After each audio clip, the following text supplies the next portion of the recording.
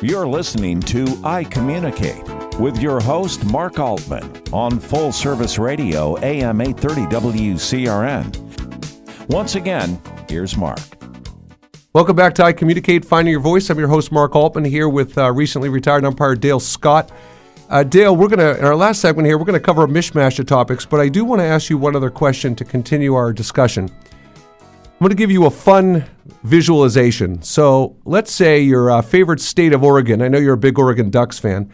Let's say your favorite state of Oregon contacts you and says, Dale, we're going to put you in charge of the Department of Education, and we want to know what you would do to increase awareness, acceptance, understanding around human beings in general.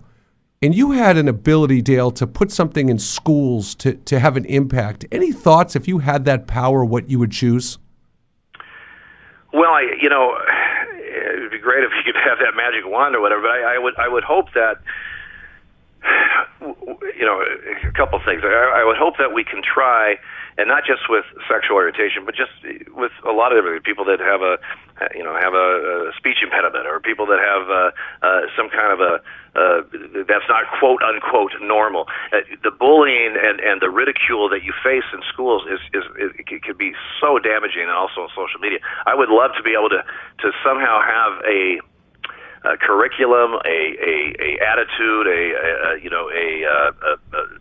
direction that our education and our schools could do to help try to alleviate it, to help kids that aren't quote unquote normal, to help them understand how damaging they can be to these people, how damaging they can hurt these people from not only now but for years down the road, for the rest of their lives, and be able to blend society together where we just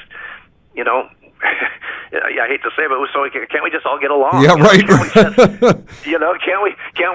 we just understand that people are different, and if you're not if you're not my certain look or certain religion or certain whatever, then you're different, and I don't like you. You should be banned or whatever. It's very damaging. I don't know the answers to it, Mark, but somehow that's the type of curriculum or type of direction I'd love to be able to install. All right, well, Dale, just so you know, I'm going to petition Oregon to put you in this position, so you're going to have that pressure, just so you know.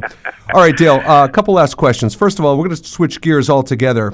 I just want to quickly touch upon something. I want to talk about scandal, and in this case, I want to talk about, you're familiar with what happened to NBA referee Tim Donaghy, correct? Yes. Okay.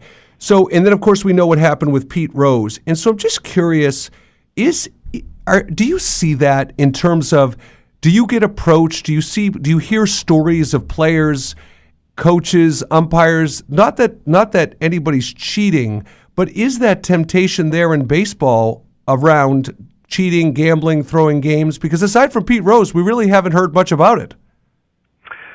Well, in my 32 years in the big leagues and 5 years in the minor leagues, 37 years of professional baseball, I was never approached. I was never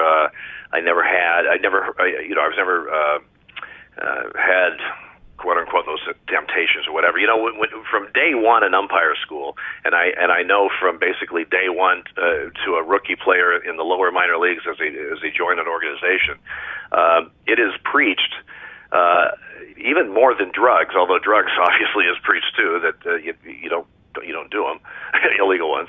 But you're preached about gambling and about the integrity of the game, and especially with umpires, we are the integrity of the game, and it is us to uphold the integrity. And so it's such a from day one such a huge no to even have those thoughts.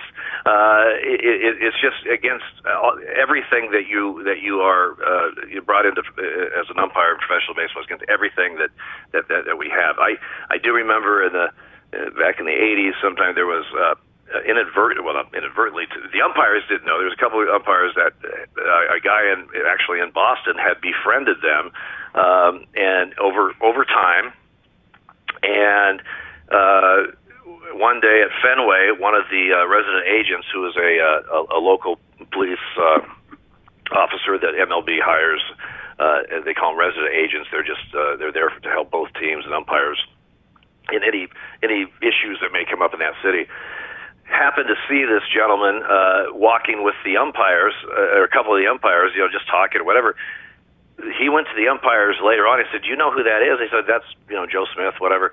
You go, "No, but you know what he does?" They said, "No, I've known him. How long have you known him?" "Maybe a year and a half." He goes, "Has he ever approached you about anything?" "Well, no." He goes, "Well, he's a mafia guy. He's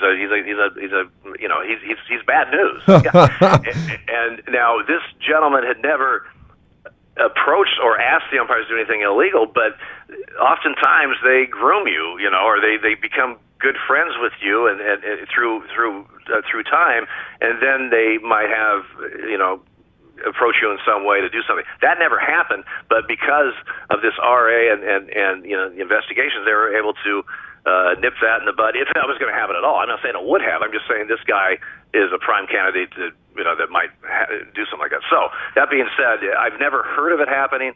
Tim Donaghy's situation set back officials 50 years. I mean, it was one of the worst things that could happen to not just the NBA, but to every official, professional official, especially just because now suddenly everybody thinks, they're all crooked, or they're all being, or whatever, and it's so against our grain,